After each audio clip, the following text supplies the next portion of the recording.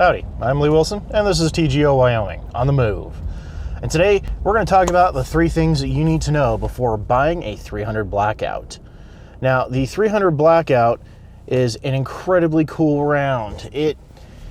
For those of you that don't know, the Blackout is basically a 5.56 or a 2.23 chopped off at the shoulder, blown out to fit a 30 cal bullet, like a 308, and feeds out of a standard AR-15 magazine and will work in AR uppers, provided you have the right barrel. So really cool round. It's very similar to the 300 Whisper that was developed by J.D. Jones, but the SAMI spec was actually done by AAC, which is of course a Remington company. So they had some serious capital behind it, and they got it standardized, and it's just a hell of a lot of fun. But the number one thing, or at least the first thing, maybe not the number one thing, this is in no particular order, that you need to consider before you buy a Blackout is, what are you going to use the gun for? Is this a home defense gun? Is this a duty rifle, if your department allows you to actually do that, or if you work private security or something like that? Is this a plinking gun? Is this a hunting rifle? You know what you're going to do with the gun, and that'll help you determine if the round is even viable for you. Plinking is honestly cheaper and better with a 5.56 or a 2.23. Ammo's more available, ammo's cheaper. I mean, it's plinking. If you're just punching holes in paper, go with a 5.56, you'll be a much happier person. So, however, if you want to have a nice hunting round, if you don't live in a state where .224 caliber bullets are legal hunting at certain weights, then the 300 Blackout allows you to have a really cool little semi-auto platform that make a hell of a brush gun out to 200 or 300 yards.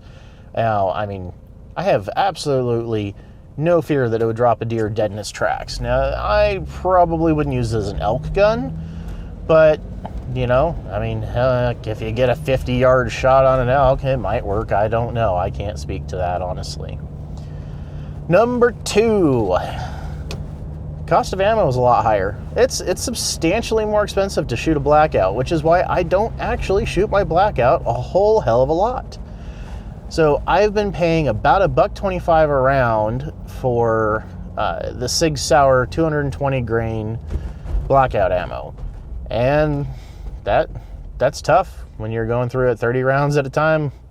So I did a little bit of price checking, and as of recording date, Freedom Munitions has 147 grain Blackout for 59 cents a round, and their 220 grain Hush, which is their subsonic, which is loaded with 220 grain Sierra Match Kings, is $1.18 a round.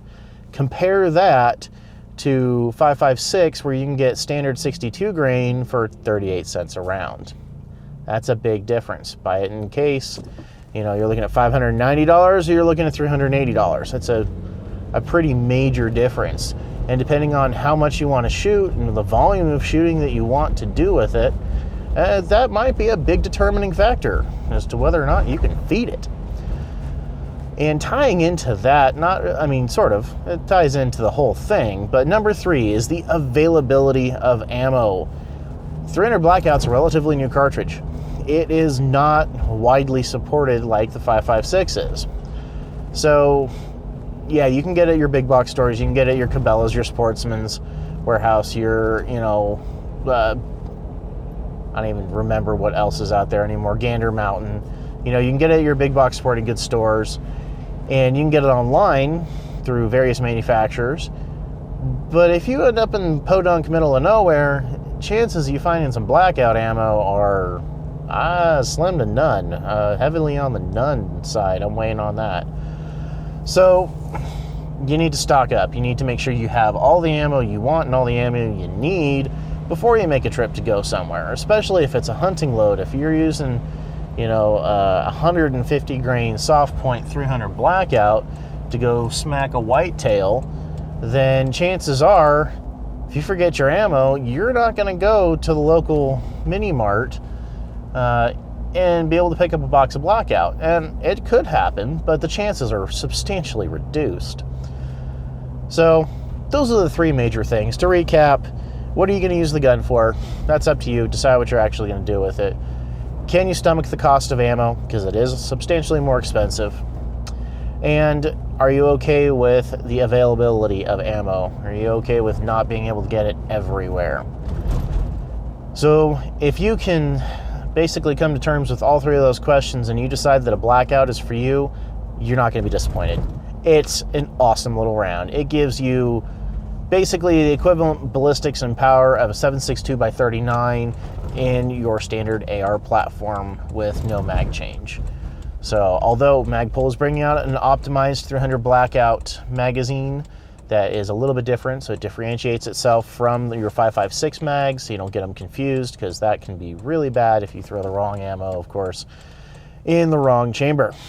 But really cool stuff. Different follower, I think, is what it is, to make it feed more reliably. Although I haven't had any feeding issues with my 220 grain subs out of a standard PMag. But cool round, great if you're going to suppress it, really great if you're going to suppress it, and that's what I intend to do with mine. So yeah, that's my thoughts on the Blackout. Those are some things you need to consider, or you don't need to, but you could consider. So hopefully you guys have found this video entertaining and or educational, and if you have, you know what to do. Leave me a comment in that comment box below. And of course, if you want to help out this channel, go ahead and click that thumbs up button and give this video a like. And if you really want to help the channel grow, you can share this video on your favorite social media platform. Like I've said before, YouTube supports them all. You can also follow me on social media. You can check out the TGO Wyoming Facebook page. You can follow me on Twitter, although I don't use it a whole ton. I do post some stuff on Twitter. And you can definitely get into my new favorite social media platform, which is Instagram, because I am having a good time posting photos of stuff. In fact, there's even a photo up there of the KMR rail on my 300 Blackout, so give that a check. All right, that's about it. As always, thanks for watching. Stay safe, shoot straight, and I'll see you next time.